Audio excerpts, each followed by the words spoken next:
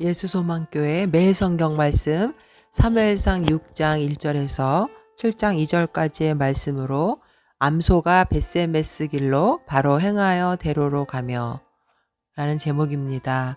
하나님의 궤를 빼앗아간 블레셋인들은 하나님께서 재앙을 당하게 하시자 그들은 하나님의 궤를 다시 돌려보낼 방안을 논의하기 위해서 제사장들과 복술자들을 부릅니다. 하나님의 궤를 탈취해서 7개월 동안 그들의 신전에 보관하는 동안에 독종 재앙에 시달려온 블레셋 방백들은 그 같은 재앙을 로부터 벗어나기 위하여서 모인 것입니다. 그러나 제사장과 복술자들은 그들 나름대로의 경험과 지식에 입각해서 하나님의 궤를 돌려보낼 때에는 이스라엘의 신에게 속건제를 드려야 하고 또 아직 멍에를 메어보지 못한 젖나는 소 2마리가 이끄는 수레에 실어 보내야 한다고 조언하는 내용이 9절까지 내용입니다. 우선 6장 1절에 보면은 여호와의 궤가 블레셋 사람들의 지방에 있은지 7달이라 블레셋 사람들이 제사장들과 복술자들을 불러서 이르되 우리가 여호와의 궤를 어떻게 할까? 그것을 어떻게 그 있던 곳으로 보낼 것인지 우리에게 가르치라. 그들이 이르되 이스라엘 신의 궤를 보내려거든 거저 보내지 말고 그에게 속건제를 드려야 할지니라. 그리하면 병도 낫고 그의 손을 너희에게서 옮기지 아니하는 이유도 알리라 하니 그들이 이르되 무엇으로 그에게 드릴 속건제를 삼을까 하니 이르되 블레셋 사람의 방백의 수요대로 금 독종 5과 금쥐 5마리라야 하리니 너희와 너희 통치자에게 내린 재앙이 같음이니라. 블레셋의 그 5 성읍이 있었기 때문에 그 블레셋 사람의 그 성읍 수요대로 금 독종 여기서 금쥐, 쥐로 인한 그 패스트 전염병이 돌았다는 학자들의 의견에 따라서 그 금쥐 형상을 한 모양과 또 독종, 패스트로 인한 몸에 나는 그 종기 모양의 형상, 독종을 만들어서 하나님 앞에 그 형상을 만들어서 그 언약궤와 함께 속건제를 드려야 한다고 그들은 얘기합니다.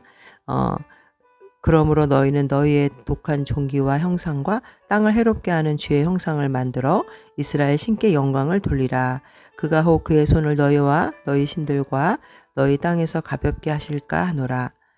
그들이 여기서 속건제를 드리려고 했던 것은 하나님의 궤를 강탈해 옴으로써 이스라엘의 신인 그 여호와 하나님 앞에 범한 무례한 행위, 도덕적인 그 행위에 대한 보상의 뜻으로 하나님께 속건제를 드리려는 것이었는데 이들이 그 속건제를 자세하게 알았던 것은 아니지만 당시 그들의 그 당시에 고대 근동의 법에는 남의 물건을 해를 끼쳤을 때 보상을 해주는 어떤 그러한 법이 있었던 것입니다.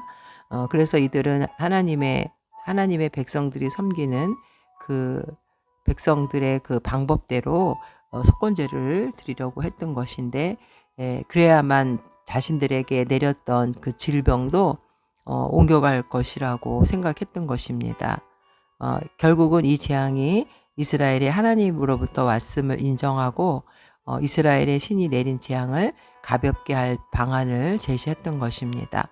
구약의 레위기 5장 16절에 보면 14절에서 16절까지 보면 하나님의 성물이나 타인에게 손해를 끼쳤을 때 그에 대한 속함을 얻기 위해 드리던 제사를 말하는데 성물에 대한 잘못을 보상할 때는 그것의 5분의 1을 더해서 제사장에게 줄 것이고 또 제사장은 그 속건제의 숫 양으로 그를 위하여 속죄한즉 그가 사함을 받으리라 이러한 내용입니다.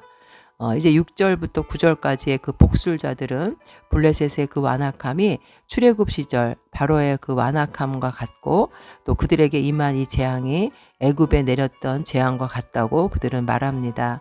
따라서 블레셋이 할 일은 애굽이 이스라엘 사람들을 돌려보냈던 것처럼 속건제물과 함께 하나님의 궤를 돌려보내는 것이라고 그들은 말합니다. 6절에 보면은 애굽인과 바로가 그들의 마음을 완악하게 한 것 같이 어찌하여 너희가 너희의 마음을 완악하게 하겠느냐. 그가 그들 중에서 재앙을 내린 후에 그들이 백성을 가게 함으로 백성이 떠나지 아니하였느냐. 그래서 7절부터 이제 12절까지는 새 수레에다가 하나님의 궤를 싣고 그것을 전나는 소 2마리, 즉 새끼 송아지를 거느리고 있는 어미소를 택해서 송아지들은 집에다가 가둬놓고 어미소에게 법궤가 실린 수레를 끌게 함으로써 블레셋에 임한 이 독종이 이스라엘의 하나님께로부터 임한 것인지 아니면 우연한 것이었는지를 시험하고자 했습니다. 어미소는 자기 새끼가 우는 소리를 들으면 본능적으로 되돌아가는 것이 자연스러운 일이었죠. 송아지를 뒤에 두고 법궤를 끌고 곧장 벳세메스로 간다는 것은 초자연적인 역사 없이는 이루어질 수 없는 일이었기 때문입니다. 블레셋인들은 그의 소의 그 본성을 제어해서 벳세메스로 그 소가 가게 한다면 그것은 하나님의 능력을 나타내는 것이었기 때문에 그럴 때에만 그 사람들은 자신들의 성읍에 임한 재앙이 하나님의 재앙임을 믿겠다고 이렇게 한 것입니다. 7절에 보면 그러므로 새 수레를 하나 만들고 멍에를 메어보지 아니하는 전나는 소 2마리를 끌어다가 소의 수레를 메우고 그 송아지들은 떼어 집으로 돌려보내고 여호와의 궤를 가져다가 수레에 싣고 속건제로 드릴 금으로 만든 물건들은 상자에 담아 궤 곁에 두고 그것을 보내어 가게 하고 보고 있다가 만일 궤가 그 본 지역길로 올라가서 벳세메스로 가면 이 큰 재앙은 그가 우리에게 내린 것이요 그렇지 아니하면 우리를 친 것이 그의 손이 아니요 우연히 당한 것인 줄 알리라 하니라. 그 사람들이 그같이 하여 전나는 소 2를 끌어다가 수레를 메우고 송아지들은 집에 가두고 여호와의 궤와 금쥐와 그들의 독종의 형상을 담은 상자를 수레 위에 실으니 암소가 벳세메스 길로 바로 행하여 대로로 가며 갈 때에 울고 좌우로 치우치지 아니하였고 블레셋 방백들은 벳세메스 경계선까지 따라가니라. 결국 이들의 시험하는 이러한 모습 속에서 살아계시고 역사하시는 하나님께서는 그 소들의 본성을 억제하면서도 하나님의 뜻대로 그 소를 벳세메스로 가게 하십니다. 결국 하나님께서는 이스라엘이 빼앗겼던 하나님의 궤를 하나님이 다시 도로 찾아오게 하신 것이었습니다. 오늘의 이 12절까지의 말씀은 결국 인간의 죄로 인해서 인간은 하나님의 형상을 잃어버리고 사단의 종으로 전락해 버렸습니다. 죄 많은 인간은 인간 스스로를 구원할 능력이 없습니다. 오직 그리스도의 보혈의 공로를 믿는 자에게 하나님께서는 구원을 해주시는 것입니다. 결국 사단의 종에서 해방시켜서 도로 하나님의 자녀로 회복시켜 주시는 것이 바로 하나님의 전능하신 능력인 것입니다. 결국 이 소가 자신의 그 본성을 억제하면서도 하나님의 뜻에 따랐다는 것은 만물의 창조주이신 하나님의 그 전능하신 능력을 우리는 깨닫게 됩니다. 이사야 4장 1절에서 3절도 보면 소는 그 임자를 알고 나귀는 그 주인의 구유를 알건만은 이스라엘은 알지 못하고 나의 백성은 깨닫지 못하는도다 하셨도다. 이 말씀을 통해서 이 짐승인 영혼 없는 암소조차도 그 하나님의 뜻을 거스릴 수가 없었다는 것입니다.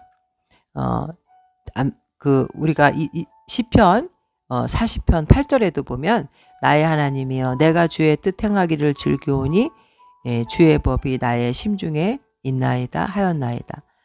짐승조차도 하나님의 말씀과 뜻에 순종하는데 결국 우리 인간이 하나님의 말씀에 불순종하고 아담과 하와의 그 불순종으로 인해서 인간에게는 늘 하나님께 반역하는 그 죄가 있다는 것을 우리는 깨닫게 되는 것입니다.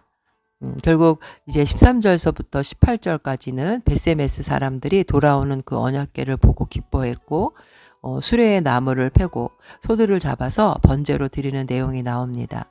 하나님의 궤가 탈취당한 지 7개월 만에 하나님의 섭리로 다시 이 하나님의 궤가 돌아오게 된 것입니다.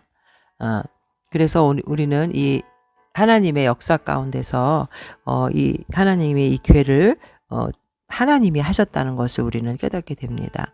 그러나 이 벳세메스에 도착한 여호와의 궤는 결국 벳세메스 사람들이 그 언약궤를 들여다보면 안 되는데 그것을 들여다보다가 5만 70명이 생명을 잃습니다.